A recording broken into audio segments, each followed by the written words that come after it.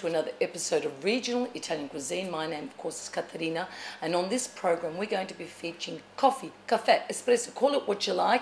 It is the thing that is the buzzword at the moment here, of course, in Melbourne and Australia-wide. There has been a real resurgence with this amazing beverage. Of course, coffee is a big story in Europe, and it is the thing that, of course, Italians have felt very, very comfortable. They are proud to call that their own. It is the word, in fact, that nearly speaks an international language. Since the 1950s, there has been an explosion of coffee here in this country, and I think on that note, what better way than to introduce you to a wonderful gentleman called Moshe, and of course he is Argentinian by birth, but has lived in Brazil, in fact Buenos Aires, and he is now in Melbourne. And of course his role is as a green bean buyer. So we're going to take you through the story of how we get that wonderful little black silky espresso from where it starts and basically where it ends. So let's go meet Moshe. Hello Moshe, welcome to the show. Thank you. I think this is going to be a fantastic story because you would agree that it's been a coffee explosion in this country, yes? Yeah, definitely, Caterina. I arrived in here 14 years ago, and we felt that coffee was really coming up, yeah, and we could sense something happening. Mm-hmm. And since then, we've been only learning about the way this market works. Yes, of course.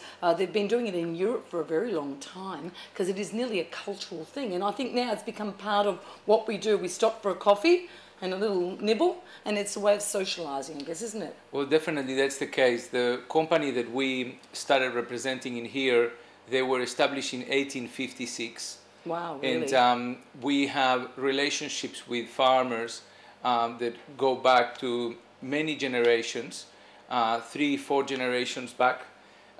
We now deal with great-grandchildren of farmers that used to deal with our great-grandparents, and so yeah, it is something in history there. And yes, there's obviously a real respect back for the land as well. And I think this is going to be a great story. Now tell me, your official title, what are you? You are a buyer?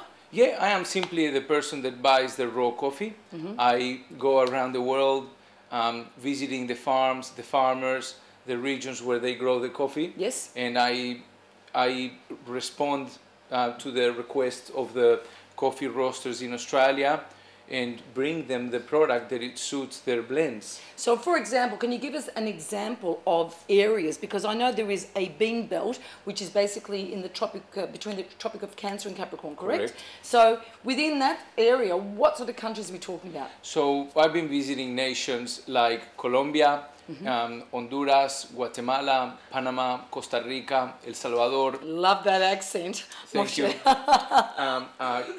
Cuba, I've been there a few times.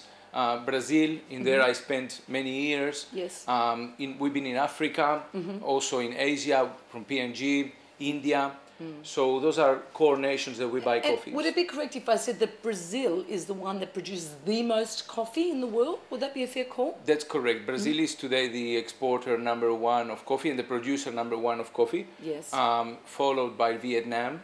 Oh, really? Yes. And then Colombia. And then, you got many nations in Latin America, as I mentioned before, and Asia. And then the Africans are incredible coffees in Tanzania and Kenya, Uganda. Wow, what an amazing job! Wow. Thank you. Okay, so let's tell our viewers how coffee starts its life, because essentially it is a seed, correct? It is the seed of the coffee plant. Well, that's correct. What happens is these coffee farmers have been working at their trees for generations, as I mentioned, and they plant their trees looking for a particular trend, and they try to make sure that the yield is the correct yield, because obviously they need to make a life out of that. So Moshe, after they've got their beans to the point that they want, they're picked, then what happens? So they have selected the beans that were ready to be processed. Yes. There are two main ways to process the beans, or there are two ways to process the beans. One is the wet processing, and the other one is the dry processing. Okay. On the wet processing, what they do is they put the cherries through a washing wheelbarrow that removes the fruit from the bean.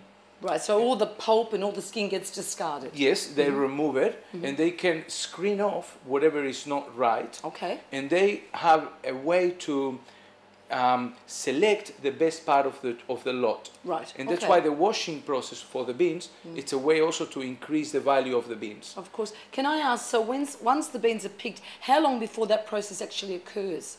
What sort of time frame are we talking about? Is it immediate? Yeah. They have about 8 hours that they don't want to leave it for too long on the fruit. Because they oxidize, that it loses. If they leave the bean on the fruit for too long, they would ferment. Okay. And the fermentation of the sugar could cause a defect on the cup. Okay. So what they want to do usually is to move it. The moment they pick, they come and they process on washing, on these washing segments. Right. And there are different ways. The small farmers, they have their own ways to do it by hand. Right. And they would have their own family working with them and coming in, rolling the coffee through this water and removing the fruit. Seriously labor intensive. Yeah, obviously. but they love it. It's their life, Yeah, and they do it. Only there's a season for it. Yes. And then you have also the big cooperatives that gather all the fruits from all the farmers in the region, and they process it for the farmers. Right. Either at a fee, or the farmers get a share of the benefits that the co-op will get.